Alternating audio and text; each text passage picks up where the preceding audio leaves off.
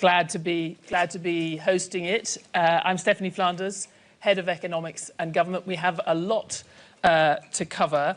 I will quickly just introduce the panelists, and then we will get on with it. Starting from my left, Roberta Meczola, President of the European Parliament, Edgar Rinkevich, President of Latvia, Yulia Svidenko, First Deputy Prime Minister and Minister of Economy for Ukraine, and next to her, Andrei Sybiha, who's the Minister of Foreign Affairs for Ukraine, Jean-Noël Barrot, the French Minister for Europe and Foreign Affairs, and Radek Sikorski, Foreign Minister for Poland. The way ahead for Ukraine is the title. The incoming president, who has been such a presence here without being present, had a post, I think early this morning or late last night, on this subject. Let's get this war, which never would have started if I were president, over with. We can do it the easy way or the hard way, and the easy way is always better. It's time to make a deal. If we don't make a deal, and soon, I have no other choice than to put high levels of taxes, tariffs, and sanctions on anything being sold by Russia to the United States. Minister Andrei Sybiha, is that the way forward? See, we welcome such strong messages from the President Trump. Hello to everybody. Good morning. So, it was really strong message and strong signal. We need to increase pressure on Russia and to force Russia to negotiate. We need USA leadership. We need more engagement of USA. That's the one point. Another point, we need to raise the price for Russia for further aggression. We need to weaken Russia, for example, by strong sanction policy. And the third point, to strengthen Ukraine. We need this deterrence package to stabilize situation, firstly, as a battlefield, to strengthen our military defense capacities, and we are ready to do our homework. So we do really welcome such strong messages from the President Trump, and we believe that he will be the winner, and we believe that we have an additional chance to get new dynamic in diplomatic efforts to end this war and to achieve long-lasting, just and comprehensive peace. President Rinkevich, is that, what are the contours of a deal? What are we looking at? Or should we even be talking about a deal as opposed to stopping the fighting as the main priority? Well, I think that we are not even close to any kind of real discussion about the deal. We have the idea that we need to have a political process. But I think that at this point, what we see is that we have been always talking that Ukraine needs to sit at the table, but the problem is that Russia is not willing to sit at the table. And I think that last night's statement from President Trump shows that I think everyone starts to realize that without Russia acknowledging that it must sit at the table and start talking, there is not going to be any process. But when it comes to the strategy, I still believe that before we are going to start any political process, we will go through not the hard, not the easy way, but the usual way. What we will be going to see is Russians continuing to advance, and then it's a big question for us. Then we need to continue to support Ukraine with military assistance, with economic, with financial assistance, put sanctions.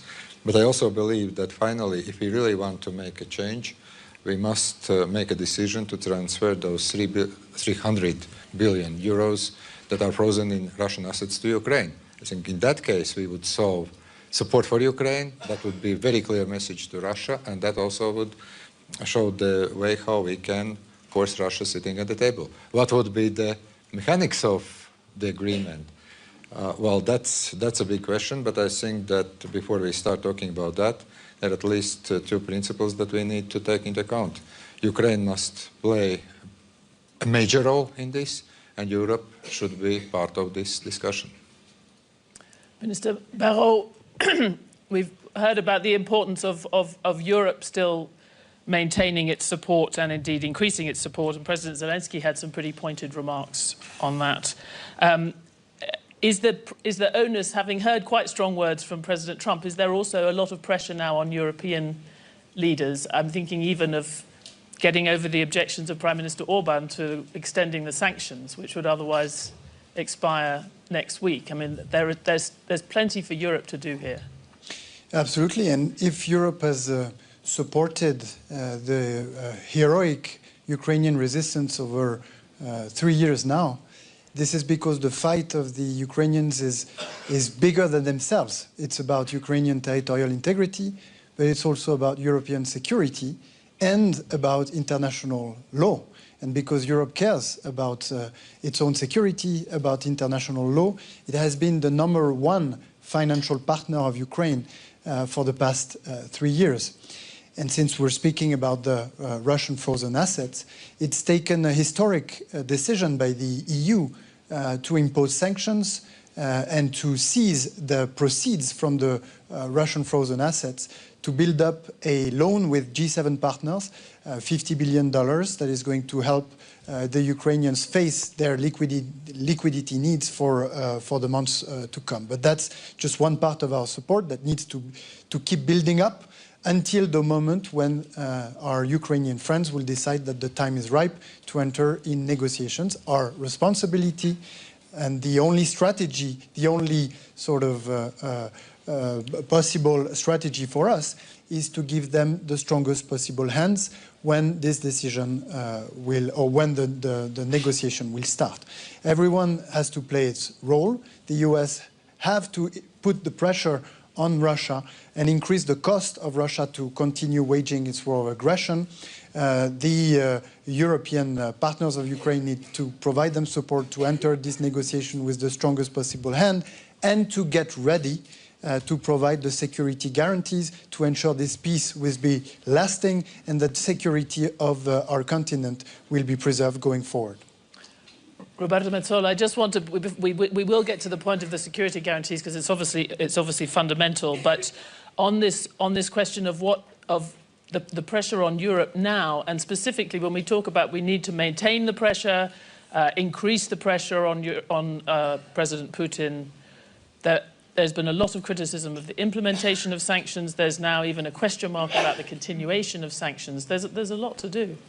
I think the term "nothing about Ukraine without Ukraine" has never been more important, especially over the last hours with the statement of President Trump. And my next question would be, will this mean that those member states that have been perhaps more reluctant than others to continue pursuing sanctions on Russia will change course? Sorry, do you think President Trump should give Viktor Orban a call? Is that all it's going to take? Well, that's the first thought I had.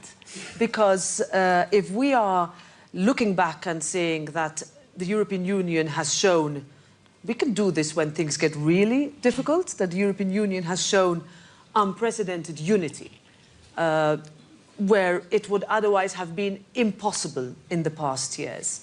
And that unity was because there was a realization that Ukraine cannot fight this war with one hand tied behind its back. Secondly, that it is not in the EU's interests, and certainly neither in the United States' interest, that Russia controls Kiev. And that, as Jean-Noël just said, if we can send the strongest of messages that Ukraine, being around the table, together with Europe, discussing what peace will look like, and peace is something that we need to discuss and what it means, and we cannot decide for Ukraine what peace means, is that unity we can keep and that strength of resolve as we enter a new phase of discussing with the new United States administration. So if that tweet was a launchpad for, let's say, a new course of how we discuss, then let's discuss. But nothing, again, about Ukraine without Ukraine, because otherwise we will not be doing either the European Union a favor, Ukraine a favor, and certainly neither the United States. Minister Svidenko, we talk about Ukraine, and obviously there were some outside Ukraine who were surprised or intrigued to see the apparent support for a Trump victory in November, which was born out of a frustration with the European response to the support for Ukraine. So could you speak to how the economy is faring and what people are expecting of this new administration and the path in the next 6 to 12 months? So I would say that because of the support from our partners and because of the resilience of Ukrainian business after the dramatic fall of our economy in 2022, we remember it perfectly well, 30% GDP fall. In 2023, we grew up by 5%. Last year, it's 3.6%. And this year, we expect growth as well. And if we would compare our economy with the Russian economy, so our economy is in a better shape. But it does not mean that we can stop. So we need to strengthen the sanction policy. I absolutely agree with you. And I think that when the, let's say, peace discussions will take place, we should be as stronger as possible, and Russia should be as weaker as possible as well. Otherwise, there won't be a fair discussion or fair negotiations. I think there is a big expectation from population and from business side that this year will end the active phase of war. But what is more important, and I want to emphasize on this, there is like our result. It's not just peace itself, but it should be sustainable peace, and it should be guarantees, and we should be absolutely sure, together with Europe, that that potential possible settlement will prevail Putin and will prevail him to restart and to invade again. That's why I think that we should be focused on guarantees during this stage, on strengthening of our economy, and of course sanctions, because, and also I had a discussion with business here in Davos, and I told them very openly that those companies that still working in Russia need to exit from Russian market, because actually it has not less effect than sanction policy itself. Sikorski, we've had a clear shift in Washington, and everyone's trying to work out what it means. There has been a shift in recent months in the balance of fighting on the battlefield. What we've heard here is very similar, with respect to the panelists, very similar things to what we've heard in the past from different parts of the European leadership. Does there need to be a shift coming from Europe in response to Donald Trump, but also in response to the situation on the ground? I think in Europe we are doing the right thing. As the Minister said, the loan on the basis of frozen Russian assets and other types of assistance that we're giving to Ukraine should suffice for this year. There's been a spike in deliveries to Ukraine. Ukraine has the means to resist for this year, which Putin should take into account. Poland is doing what is our duty. We are the presidency of the EU right now. We hope to open one negotiating cluster to do with rule of law, and hopefully another one to do with Europe's external policy. And remember that security guarantees for one another in the European treaties are much more specific, actually, than in the NATO treaty. Just to follow up on that, Minister Berot, President Zelensky talked about 200,000 peacekeepers this week here in Davos.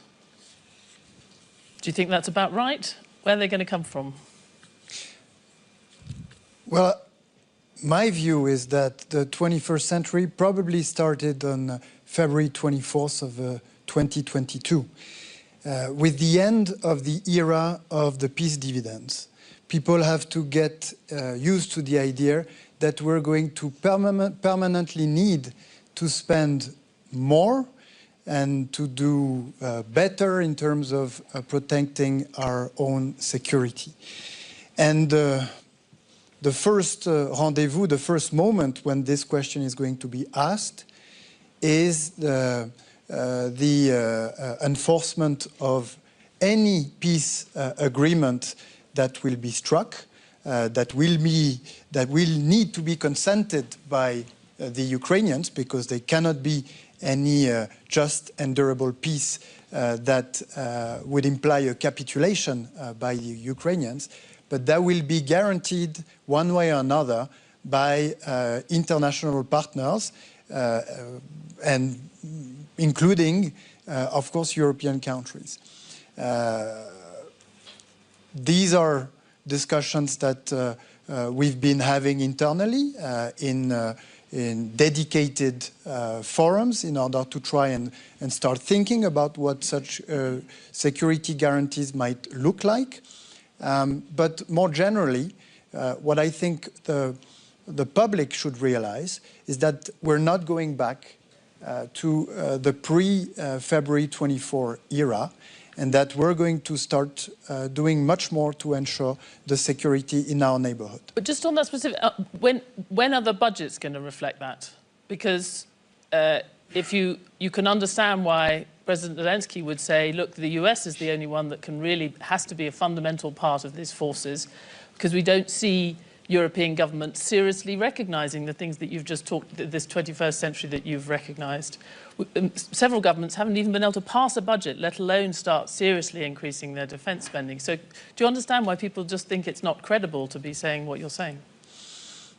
I think that Europe has clearly said that it had realized this when in the strategic agenda that our leaders adopted last June, when President von der Leyen gave her speech in front of the parliament, there was a clear analysis of the fact that we need to do more. But once we realize that, we need to act, and we need to find a way to fund such extra efforts in terms of security and defense. This might mean some reshuffling of our priorities at the European level, and security is for any continent and any country priority number one. It also means activating or leveraging the ability of the European Union to finance such a build-up in security and defense. There have been proposals of activating once again the financing lever of the European Union to build up our ability to defend ourselves. President Macron has proposed a doubling of the European budget to reflect the new priorities, and security is one of them. Adaptation to climate change is another one of them. But clearly, we'll have to think hard about how we fund this new ambition that we have to have for our own security. Well, there's thinking hard, but there's ideas from President Macron, but none of which have been accepted by some key other players around the table. Roberta, Metsola. I think you are right in saying we have a big mismatch between what citizens fear most, and this shows the way they vote, whether they vote or not in election results, and what elected representatives tend to deliver. It has become more popular in national parliaments today to say, you know what, we cannot spend this much on defense as is being asked for us because we need to spend it on infrastructure. But that mismatch comes with the fact that our citizens at the same time tell us, but we need to feel safe. And it is not only citizens, people in countries that are bordering Ukraine. It is also in countries that are further, and that would, under any normal circumstances, exonerate themselves from responsibility. So how are we going to bridge that and understand the frustration? Essentially what I felt also from President Zelensky this week was frustration, like how many times am I going to come here? You're going to tell me we stand with Ukraine for as long as it takes, and then I go away with either delayed implementation. Yes, some countries help me more than others, but some countries say they're going to help me and then they don't. So on a European level, we have, because we have the mandate, because security is at the top of our priorities, we have the possibility to do more. And let's not forget, 3 years ago, I would not have thought Finland and Sweden would be NATO members. 3 years ago, I would not have thought that you'd have more national parliaments than I ever expected discussing potential reinstatement of obligatory military service. This is, you know, a continent that has seen tyranny but over a generation ago. Let's not forget that. So I think it's, you know, we talk about the next months, year as being crucial, as being an eye-opener, but we cannot divest security from what it means to live in Europe. We cannot divest feeling safe and our citizens actually being, let's say, content with what their governments are doing if they feel that there's a danger that is close by. And again, I go back to what I said in the first time I spoke, is that it is in no one's interest for us to see capitulation. Not in Ukraine, not in the EU, and not in the United States. We talk a lot about spending. How much have we spent? How much more do we need to spend? If you compare $175 billion for the United States, 136 billion euros for the EU, the expenditure was done. The contribution was done. We just were sometimes too slow, sometimes not coherent, sometimes not agile enough. But if there's anything that we've learned is that if we don't do that, then we will be squeezed out from the table, both politically and militarily. And I don't think that we can afford. Minister Sabir, I'm just wondering, listening to this, and obviously we also heard your Zelensky's comments this week, the frustration that we've also heard reflected here. What are you coming away from Davos feeling? Do you feel that he's right in a sense to say, look, the US is the only we don't know how President Trump's going to behave, but at least we know the US has a serious response and is a serious power here? You see, we value all the assistance, all the aid from our allies. European and Ukrainian security is indivisible. That's important to understand.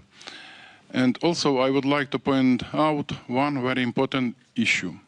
Ukraine is not losing.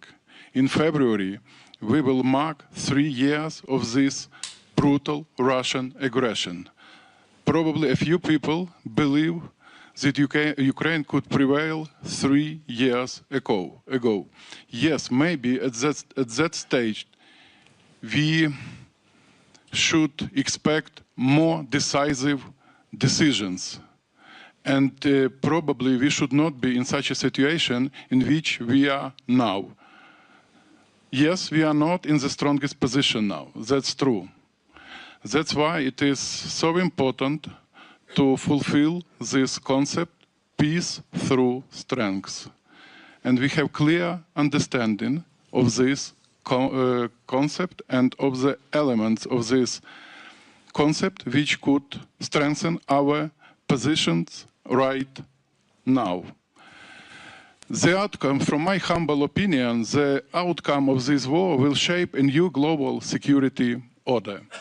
And this will be a very unstable and dangerous world if Russia is rewarded for its aggression. It is inappropriate to put aggressor Russia on one dimension with Ukraine, which is fighting for its independence. So on the contrary, if this war ends in a just way, with respect for Ukraine's sovereignty, territorial integrity and security, the world will be safer. That's why it is also very important not to manipulate with the meaning of the term peace. Just, comprehensive, long-lasting peace. President Rinkiewicz, I'm interested in your response to that and the defense that Ukraine is not losing, but there's a very strong feeling that it's not winning, and as was admitted, it's certainly in a weaker position than it was. Yes, and I think that then we need to come back a little bit to the history. Let's remember that we started quite well at the beginning of the war. Sanctions, military support. But then somehow we went to self-imposed red lines. We were talking a lot about the strategy. The current strategy that I'm hearing from time to time is we are going to support and we will support Ukraine as long as it takes. At the same time, we actually had to look at the strategy for Ukraine winning. Now we are in a situation where we are discussing the just peace. And here I very much agree with the foreign minister of Ukraine when he talks that now the meaning is that long and just peace means Ukraine being strong, because let's face it, I can't imagine, with all the history with Russia violating all the international agreements from Budapest Memorandum onwards, that if Ukraine is left without strong military support, without strong security guarantees, like it or not, but the only real security guarantee is NATO membership. We are divided in NATO, we have different opinions. I don't know how we are going to discuss this issue in the upcoming NATO summit in The Hague, but I see that we still have many NATO members that are very doubtful, and I don't see very good way forward, at least for the time being. So from that point of view, that's a kind of pessimistic point of view. The optimistic, well, this is the third year when Ukraine is fighting, and it keeps fighting. And with all the support, it will be strong. So if we continue pressing Russia, if we continue supporting Ukraine, then most probably we will be coming to some kind of agreement we can support. But then there is a next question, how we can contain Russia afterwards. And we can contain Russia afterwards only through strong Ukraine, militarily, economically, part of the European Union definitely, and second, yes, through not lifting sanctions or economic pressure on Russia after that deal is there. But I think we are now, and I myself, I was cautioning to run ahead of time, but we still need to also get a new strategy in place for us as well. But the US has to be central to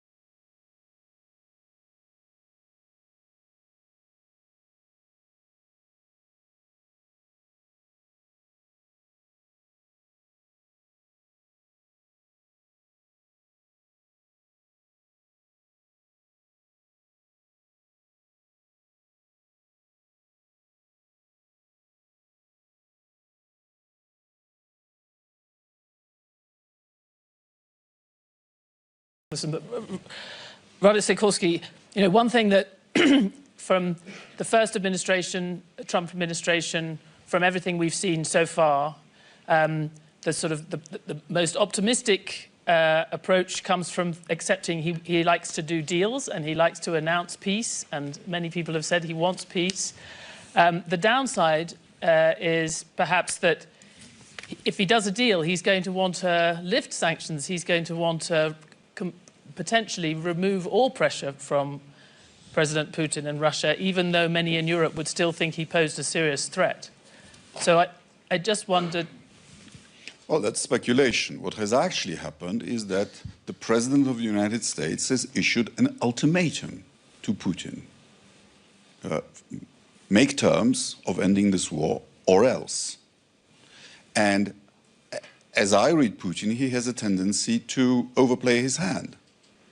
And this is a moment to come to a deal, or the United States, President Trump is hinting, will get tougher.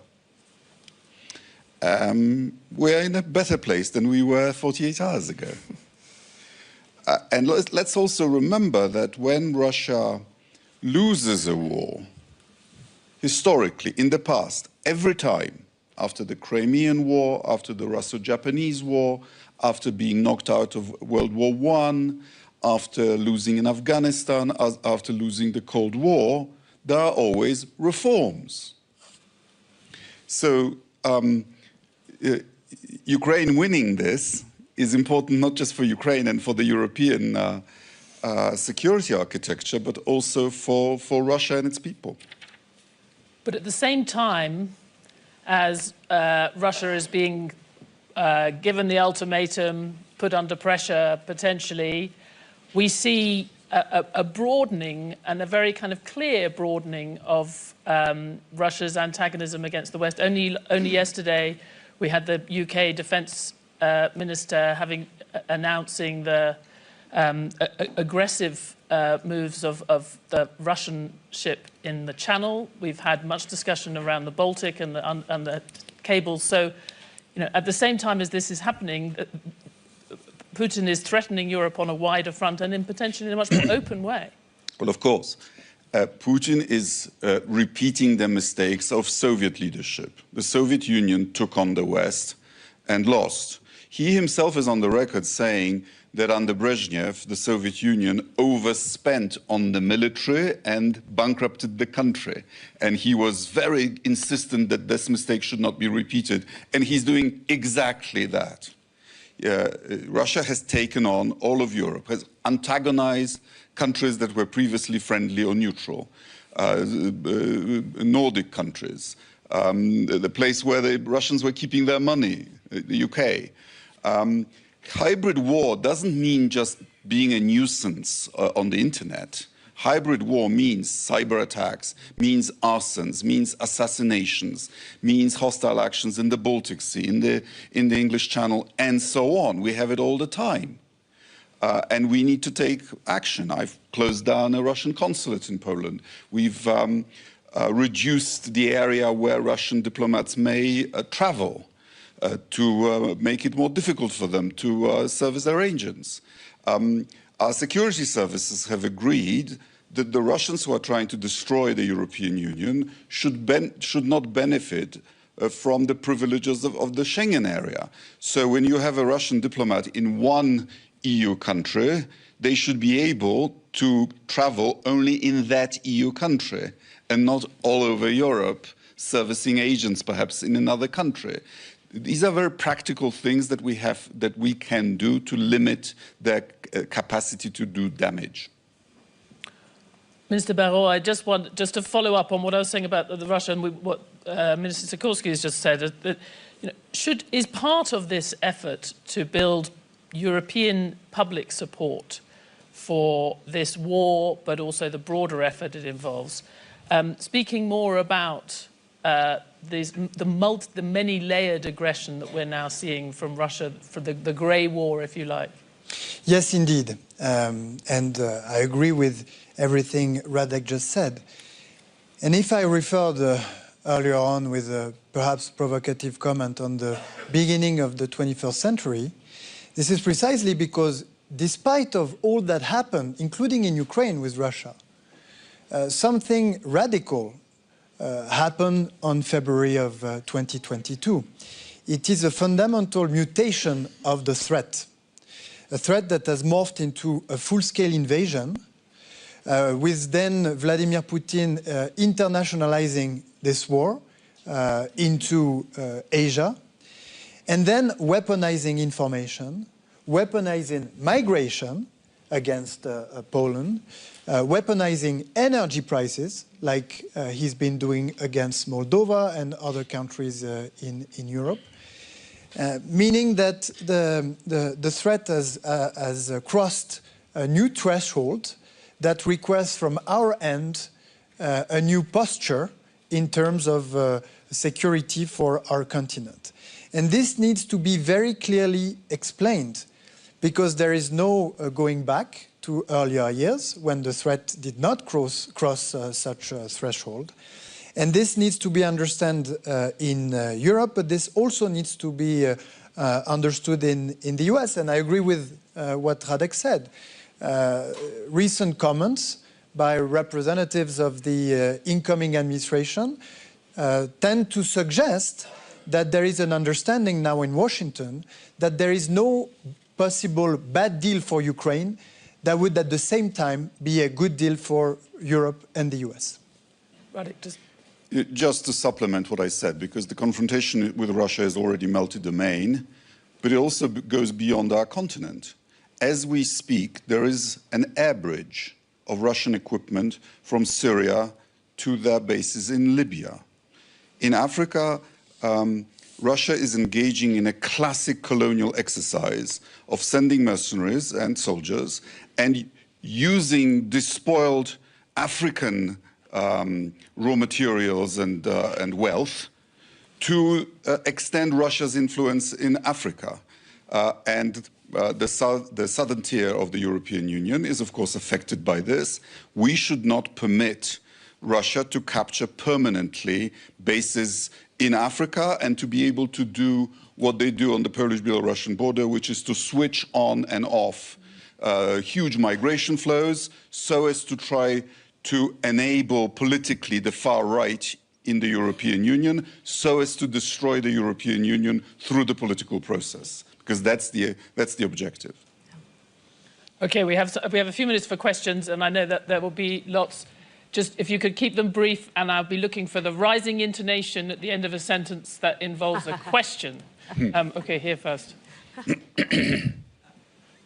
John Chipman, Executive Chairman of the IISS. I wanted, with a rising question, to provide in 3 sentences the legal justification for seizing Russian state assets. And it is, and we've produced a 30-page paper with lawyers from 9 different countries that supports this. It is basically this, that there is total agreement that Russia's invasion of Ukraine was illegal. When there is a peremptory breach of international law, it is open to states holding assets of that state to seize them in order to help the invader to comply with his legal obligation to pay reparations to the invaded state. This is not something without precedent. When, after Iraq invaded Kuwait, Iraqi assets were seized to support Kuwait, not a poor country, in order to be able to repair the damages on the oil terminals that were destroyed by Saddam Hussein. So my rising intonation question is, could the European Union not agree that the French, the Germans, and others in Europe could offer this? Because Mr. Trump's next tweet could be, I will not use American money to support Ukraine, I will use Russian money. So a very quick response. Well, I support it. I know that some colleagues are concerned about the effect that this would have on the euro currency. But I think a slight devaluation of the euro would be good for various economies, for France in particular. I'll bring this home, if you allow me. Let's see how I'm welcome back in Paris. Careful. So I understand the argument. I wouldn't use it in this way if I was in the team of those that support this solution, because the financing needs of Ukraine for this year, they're covered by the G7 era loan. So what is it about when we talk about seizing the assets themselves? To me, it is mostly a way to bargain with Russia when the moment will come for negotiation peace, which again we think is the moment that the Ukrainians will decide. So it's less for me a question of funding liquidity needs for 2025 that seem to be covered in large part due to the European efforts, than a question of building up of building up the strong position that we want Ukrainians to enter with into the negotiation talks. And for that, we have, of course, the sanctions, and we're discussing the 16th package of sanctions under the Polish presidency of the EU. We have the military support at the bilateral level that is going to keep building up throughout the year. And we have this Euro-Atlantic integration that some of us mentioned earlier that is also putting Ukraine in a strong position as when they decide to start the peace negotiations. I just wanted to add, I mean, don't underestimate the decision that the G7 took on using windfall profits. That has never been done. We also thought for many years that would not be possible. We were presented with a legal after legal opinion saying, don't do this, your banks will refuse, this will set a precedent, this will give larger economies power over smaller ones. But we found ourselves in a situation where what else can we do? Yes, sanction packages are being adopted. We also need to be honest with ourselves. There are still many loopholes in the packages that have been adopted already. So we would be on the side of let's also get our act together and making sure that if there are, with countries that say that they are implementing them, in essence, some of them are not. And I think it would be also time for us to come together and say, what have we done so far? What has not worked, but also what has worked in order for us to become more agile when it comes to taking decisions with allowing and helping Ukraine around that table if peace negotiations take place. Okay, there was one, yeah, here. We'll take these two. Thank you very much. I'm a journalist from Chinese media, Caixin. My question is mainly for the Deputy Prime Minister. Yeah, today we have talked a lot about the negotiation, potential ceasefire, and lots of conditions, but I would want to bring the attention to the economic rebuilding of your country. So can you share with some of the current blueprint and the pathway that if we can really have the ceasefire within this year, and how should Ukraine and how should other countries, including EU members or even the broader world, to contribute to the economic rebuilding plan in your society? And the second question is that we know that the participation of the Ukraine into EU is involved lots of the political calculation. But besides the formal recognition of a member of the EU membership, I think Ukrainian people would like to seek much stronger and broader social ties with the rest part of Europe, and it should not be seized or should not be weakened even after the war. So what will be your call for the European population about their future relationship with the people of Ukraine? That is a very good question. We're just going to take two together because we're going to run out of time. Hi, this is Iqbal Dhaliwal from MIT. So my question is, given Trump's negotiating style and the domestic distractions in France and Germany, what leverage does Europe really have to ensure that its stakes are there in the negotiation? Like, why does this not become Trump negotiating with Putin, Ukraine a little bit involved, but the rest of Europe completely cut off despite its stakes? So what leverage do you have to ensure that that happens? Okay, we'll have a moment on reconstruction before we get into... So I probably would answer the first question. So I do believe that it would be inflow of foreign investment and boost of activity of foreign companies and enlarge development of Ukrainian companies in case we would be sure that we would have the guarantees. I mean, now we have, of course, we are very grateful for Ukraine facility for this pillar 2 that actually help us to provide the European Commission providing guarantees and private companies can step in the Ukrainian market. But we understand that if we speak about the reconstruction in the broader sense, we would need to have guarantees. I would look at this like from business perspective. Business during Davos forum discussed with me, what can you offer to us? I mean, they're not asking for risk insurance because it's already in place. So we have risk insurance from EBRD, from DFC, from MIGA. So they're asking what there can be guarantees for business. And of course, we understand perfectly well that NATO is like naturally the best option, and like our president admitted yesterday, the cheapest one. But we understand that probably we should look at other solutions as well in parallel. And today, during the Ukrainian breakfast, I made an example on the seaports. So when at the beginning of the large-scale invasion, our ports have been fully blocked. And there was a deal brokered by UN, Turkey and Russia. Then Russia sabotaged this deal. And then there was option for us how to restart the activity, how to actually bring business back and open export. And I would say that the answer was anti-missile system in place. So that's why business also asking about very concrete things and why they're, what are their arguments for NATO. They are looking not for the, I would say, papers for some legal documents, but they're looking for the military infrastructure in place that can really protect their business in Ukraine. So that's why I think that this guarantee is a prerequisite for the reconstruction, because I would say other infrastructure are already in place, and in terms of reforms, we keep working as well.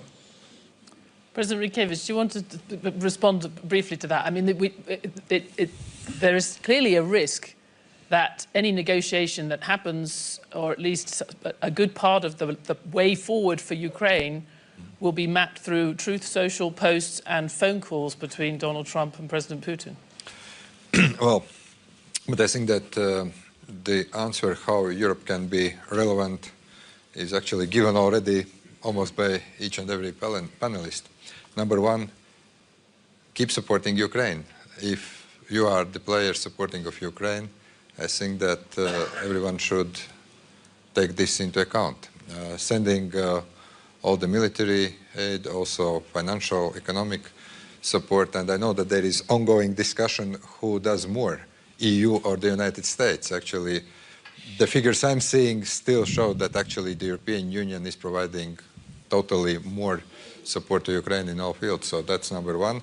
Number two, I think that, yes, we will need to have a very close contacts with US administration.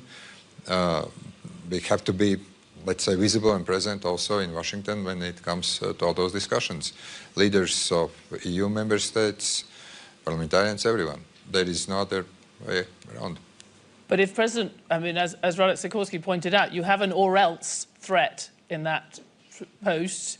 In order to be part of this, the European also has to have an or else and has to be doing that. Whether it's, I mean, what are the tools that you could turn to? We've talked about the assets, but is it sanctioning of third country banks? Is it further energy sanctions? Yes. You know, but here actually, I'm the former foreign minister for almost 12 years, so I know how all those Foreign Affairs Council discussions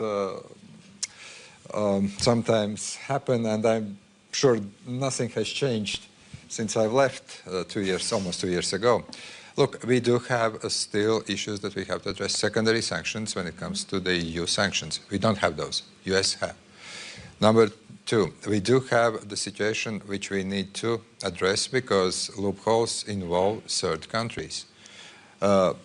Exports to some countries have doubled, tripled, or even, I don't know, have become 10 times. And then we still have also things that we need to address. For instance, we have started sanctioning Russian shadow fleet. But look at the figures. I was watching EU 79, UK 110, US 180 something. And from that point of view, yes, if Europe wants to be a player, then apart from having all those nice discussions, also real decisions must be taken. But I also know what it takes to get all 27 to agree. But, that's not an easy. You know that, but we've got two of them on the end there. That's their job, actually. Can we get you two to agree, and will that be will this agenda be a priority for the Polish presidency? The deepening of the sanctions, following the US, and providing a European or else to this pressure on Russia. Well, I hope that the government of Hungary has read the message from the President of the United States, just about maintaining and that we what we pass the sanctions, and then we have another package, and yes, we need to close loopholes. The US has it easier because it's a unitary state. We are a confederation. Of course, it's more difficult for us to have the kind of practical instruments of sanctions enforcement that they have at the Treasury Department, where thousands of people work on this. We need to devote more resources to actually affecting our sanctions. I agree with that. But there are positive things that we could still do.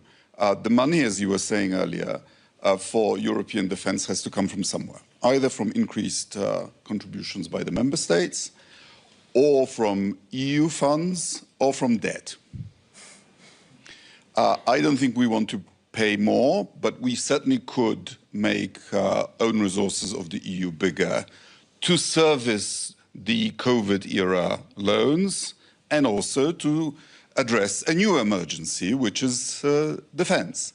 We also have huge amounts of money squirreled away from unspent programs, including from the money that member states have not spent from the COVID recovery funds. There are some low-hanging fruits as regards money. Minister Barrot, I'm just thinking specifically on the low-hanging fruits. The people who have to be persuaded to pick it, among other things, are the Germans. We had the current Chancellor here in Davos and also the quite likely future Chancellor. Have you been talking to them about that? Well, what we've seen over this past year is a lot of opening up to finding innovating means of financing. Yes, we have on the eastern flank, on the Nordic flank of our union, including Germany, where our colleague from the outgoing administration, Annalena Baerbock, has been very forthcoming with the idea that at some point, to overcome the debt break in Germany, some innovative EU funding might be needed given the level of the challenges in terms of security that are ahead. But I just want to respond to the European leverage question that was asked by the MIT professor earlier today. What we are saying is that there is no discussion about Ukraine that can happen without the Ukrainians and no discussion about European security without the Europeans. Why? Well, because suppose, and I don't think this is going to happen, that there would be a discussion between the US administration and Vladimir Putin. Any deal that might be struck would have to be agreed upon by the Ukrainians that have been fighting for 3 years for their territorial integrity and for our security. And then it will have to be agreed upon by Europeans. We'll have to play the first role in terms of delivering the security guarantees to enforce such a deal. Otherwise, who will do it? Is it NATO? So far, the US administration has not shown to be super open for short-term accession of Ukraine to NATO, which means that there is a transitory period where security guarantees will need to be provided in some alternative way in connection with NATO. The 200,000 troops that President Zelensky mentioned yesterday here in Davos, is it the US that is going to provide them? Here is the leverage. But is it, who else is going to provide them then? This is not the point. The point is that the question was about European leverage, and what the Europe wants is a just and sustainable peace. We think that the US can play a very important role in reaching this peace by putting maximum pressure on Vladimir Putin, that so far has demonstrated zero intention to negotiate a just and durable peace. The responsibility of Europeans at large, including Ukrainians, will be to enforce such a deal. And that's why they need to be part of the conversation. Yeah. Look, if you're trying to prove that the US has a stronger hand on this than we do, it's obvious. For them, it's a war of choice. For us, it's a war of necessity. Not to mention Ukraine, of course. And on the money, just look at the alignment of opinions on debt or on the assets. Finland and the Netherlands have traditionally been frugal countries. Yeah. And yet on this, they're gung-ho. Okay. We've run out of time, and we probably could go for another hour, but I appreciate the lively conversation we've had, and I'm going to say I'm glad that we have been able to focus on Ukraine for this hour, if not necessarily for all of this week. But thank you to all the speakers, and thank you for everyone here. Sure.